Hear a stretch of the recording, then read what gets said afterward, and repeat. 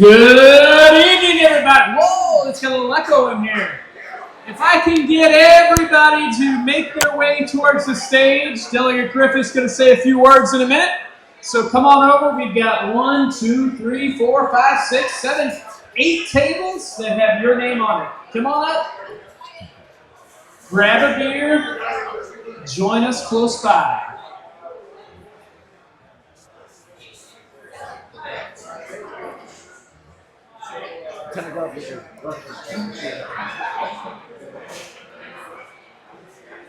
All right, so as we've got a few stragglers over there at the bar heading our way, we're going to go ahead and get started.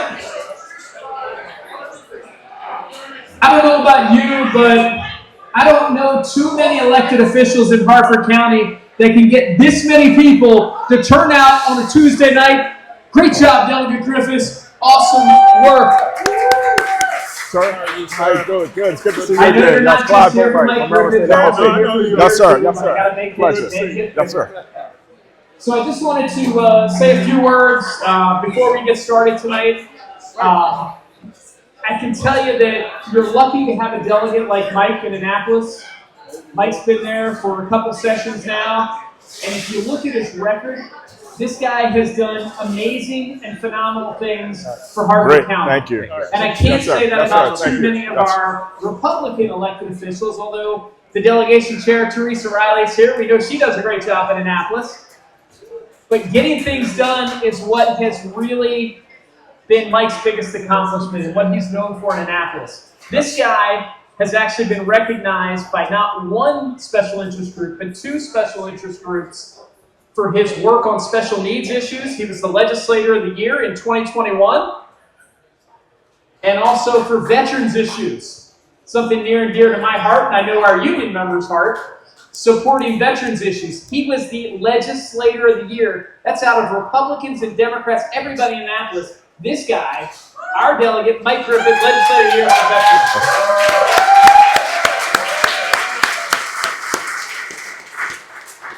So he has done an absolutely fantastic job in Annapolis, and I know my friend Clyde Boatwright's here, president of the Fraternal Order of Police here in Maryland. He's going to say a few good words about Mike in a minute.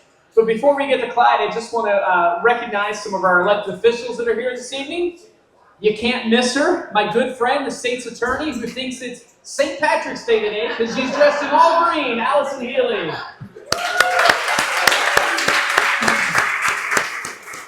From the town of Bel Air, the youngest town commissioner, Jake Taylor. From the Harford County Council, our good Sergeant, Aaron Penman. Our favorite clerk of the court, Michelle Kershesky. And he paid that $6 toll to come over the bridge to be with us here in Harford County tonight. The next county executive of Cecil County, Adam Strait. Hey, Adam.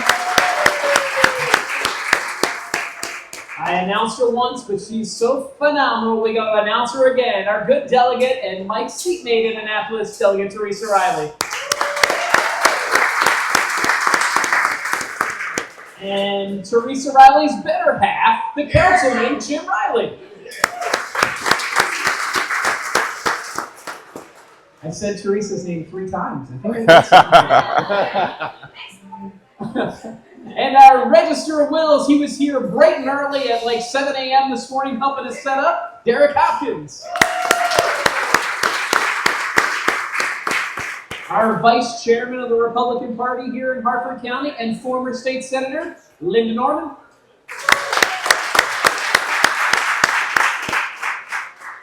I hope all of you took advantage of early voting, got out and banked your vote already, or you're going to plan to vote on Election Day. But I got to vote for a great president today. But we've got a great president here in Harford County. And for 7 more days, I'm going to call him my favorite president, Pat Vincenti. But in 7 days, we're going to have a new president. And I think you know who that's going to be. Not my favorite president, but a great guy. Sometimes he's a good dresser, too. Jerry Eaton, president of the Deputy Sheriff's Union.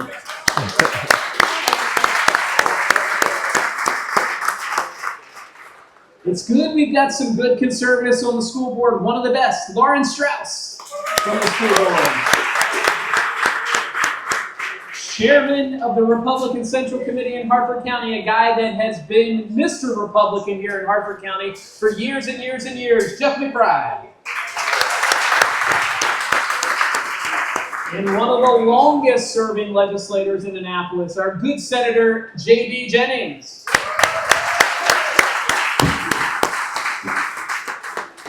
Mike's got this long list of sponsors. You know what that tells you? There's a lot of people that like this guy. Pretty popular, Mike. So I got to tell you, this is one of the longest sponsor lists I've ever seen for a guy running for the House of Delegates. So Mike, congratulations. There's too many names on here for me to read. I know the stop time is 7:30, so I'll just thank a few of our big sponsors, the platinum sponsors: Bunch Construction, HPS Property Management, Residential Title and Escrow, Anchor Mechanical, EBL Engineering, the Harford County Deputy Sheriff's Union, thank you, Robert Kovacs, Historic Warfield, NAI Michael. Thank you to all our sponsors that showed up to support this guy tonight. This is a historic level of funds that he was able to raise for his campaign. So thank you all for being here. And without further ado, I want to bring up a guy who fights extremely hard for public safety in Annapolis. He's not afraid to pull punches. He's not afraid to call it like it is. I know you've seen him on TV, and we're proud to have him here supporting Mike Griffith today, from the president of the Fraternal Order of Police of Maryland, Mr. Clyde Boatwright. Thank you. You got it, man. Thank you. It is certainly an honor and a pleasure to get to speak with you tonight. When asked to come out and say a few words about our good friend, Delegate Griffith, I couldn't say no. I want to draw your attention back to 2020. I was newly elected. This is a quick funny story. I was elected September 20th, 2020 to be the state president.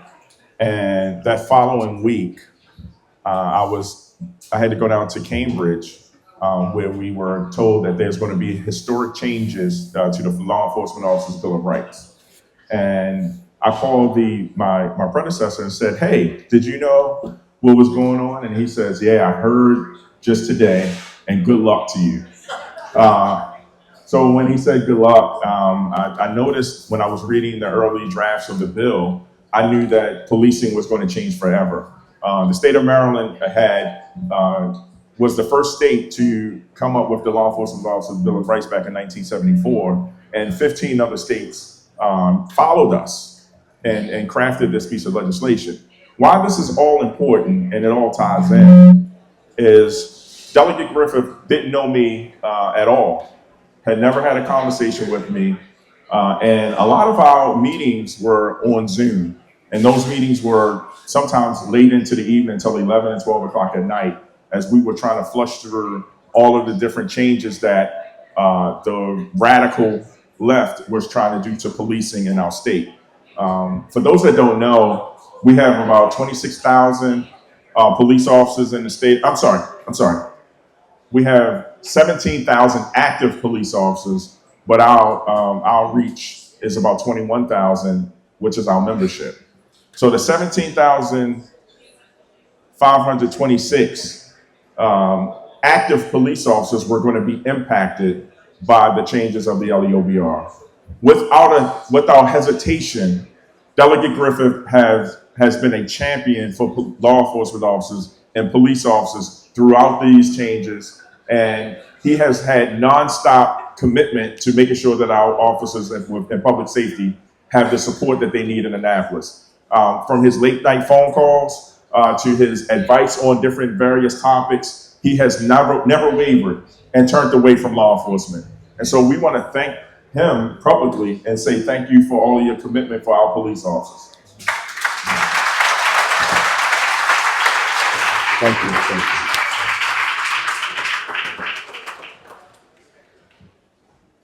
The profession of policing has changed. LEOBR doesn't exist anymore. We now have the Maryland Police Accountability Act. We have had a number of challenges in Annapolis, but we know we always have a friend. I've reached out a number of times. There was one particular situation we had during Signing Die. I reached out, it was about 11:20 at night, and I texted Delegate Griffith and said, hey, I need help. And he said, what do you need? He replied from the floor. And he tried to give us the help that we needed to address a particular issue that we had. That's constituent services. That's what you would want in a delegate. And I don't know what your future holds, but hopefully you think you don't stop at delegate. We need a governor. We need a president of the United States. Don't stop. Just keep going. What constituent services is the hallmark of what a good legislator is, and I can say that I can always count on Delegate Griffith to answer the phone and to be a friend to my membership. And I just want to continue to support you in any way I can, and I'm honored to have an opportunity to say a few words on your behalf. So I thank you, and I'll turn it over. Thank you.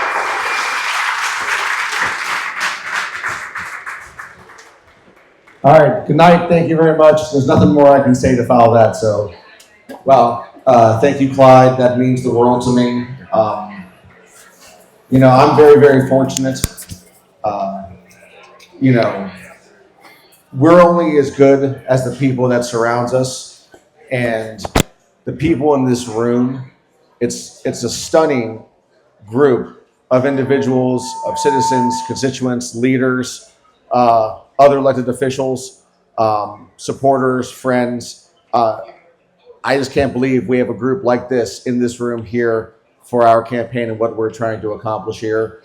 The fact that Clyde would be willing to drive up and spend his time on a Tuesday night to take a few minutes to say a few words means a great deal. And those days on the Judiciary Committee fighting for our law enforcement were stressful and long and emotional. And I'm former law enforcement. And to be called a bunch of terrible names for what I did in my profession, my former profession, to be dragged through the mud over politics was terrible. And nobody fought harder for that than Clyde. And we are just the vessels. He was the brain trust, and he was the one giving us the advice on how to fight that fight. So thank you. Law Enforcement Maryland is very lucky to have you advocating for them. So thank you, Clyde.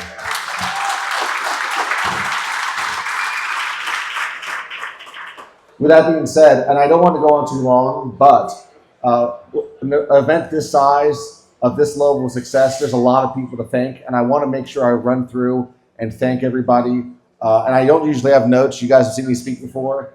I needed notes tonight because I wanted to make sure we didn't leave anybody out.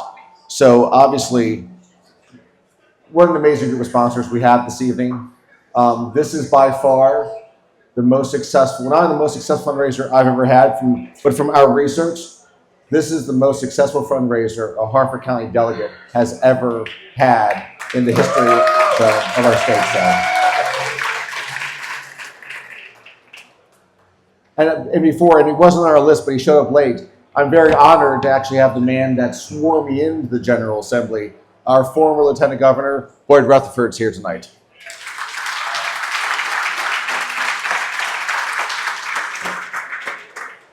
And then he's trying to creep away real fast, but he knows what's coming. So he's a longtime friend of mine, plays all my events around Harford County. He's a little bit of a celebrity. Jamie Bishop, playing music for us tonight.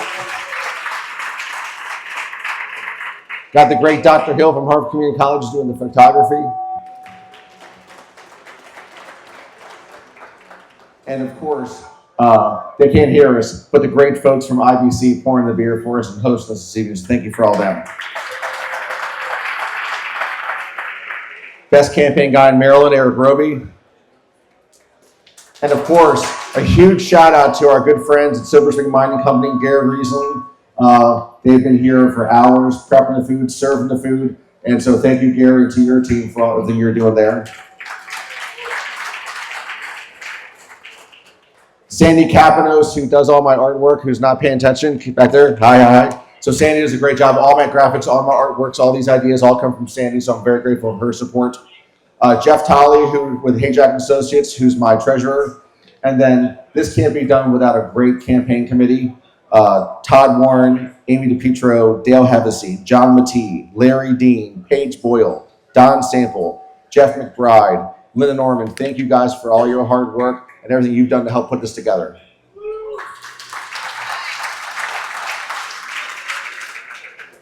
Thank you for the Harford County YRs for volunteering to help out tonight. Thank you guys.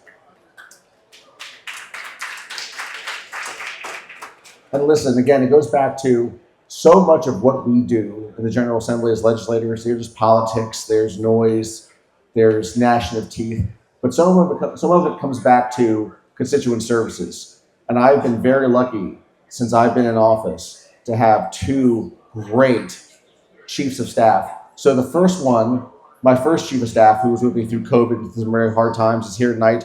Anna Dove is somewhere here in the crowd.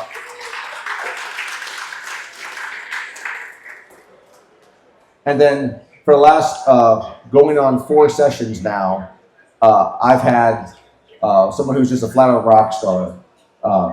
No one takes care of my constituents better. Nobody does more to make my office and our office look like the best office in Annapolis than my current chief of staff, former chair of the YRs, who's eventually going on to some really great things, Shirai Yousefi.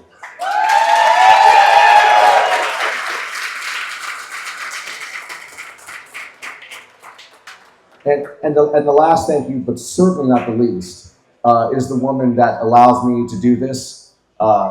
This is a sacrifice. I'm not a martyr, but this does take time away from work. It takes time away from the family. And that leaves one person behind to watch the kids and make the meals and pay the bills and do all the heavy lifting when I'm away in Annapolis. There was one streak recently. I was away for 13 straight nights between work and political events. And she doesn't complain. She doesn't, make me feel guilty. She does what needs to be done to allow me to do the work to try and support everybody in our community. It's my wife, Amy.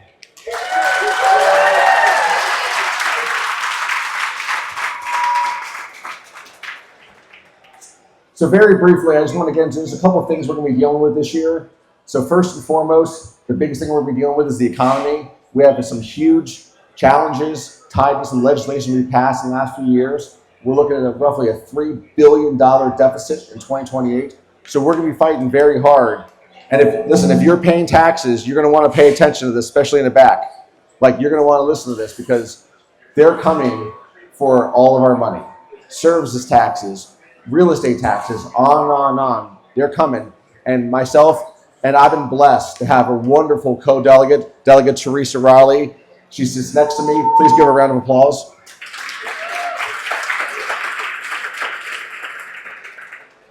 We serve together. We sit next together, each other on the floor of the House of Delegates. We share bills together. She's been a great partner and mentor to me. And my respect for her has done nothing but grow since I've been in General Assembly. So I'm very grateful for her friendship, her leadership, and her partnership. And I hope she continues to stick with us for a while with me. And then one of the big things we're dealing with, we have some great people in office here in Harford County. I've been working very, very closely with our state's attorney, Allison Healy, with law enforcement, with Sheriff Jeff Gaylor on a lot of the issues we're dealing with, not only throughout the state, but here in Harford County especially. The murder at Jobtown High School, the individual who was charged with murder, who was allowed to be in Edgewood High School, because our laws do not allow for law enforcement to share when we have dangerous individuals in our schools with our kids. So Allison Healy and I are working on legislation to change that, to allow some of these crimes, like being charged with murder, certain sexual offenses, child pornography, juveniles that are doing these terrible things, to try to prevent them from being allowed to be in our schools like they are right now, right? I'm also a co-sponsor. Me and another delegate are working on the bill to fix the Juvenile Justice Reform Act, which is going to allow law enforcement to be able to, I heard a clap, to allow law enforcement to ask kids like the murderer in the Jobtown shooting where the gun is, because that gun has still not been found. So we have an illegal weapon on the streets right now used in the murder at Jobtown High School that people still haven't found. So we have some very heavy issues to deal with this year, and and we're going to be getting after it. But listen, thank you all for being here. Thank you for taking the time. Nothing says more than somebody willing to part ways with their time and their treasure. And I'm grateful for each and every one of you being willing to be here and support our campaign. And we have a long way to go. And I'm going to maybe in the future listen to Clyde's advice and see where this thing goes. But thank you all for being here. Thank you for the time. And have a great night.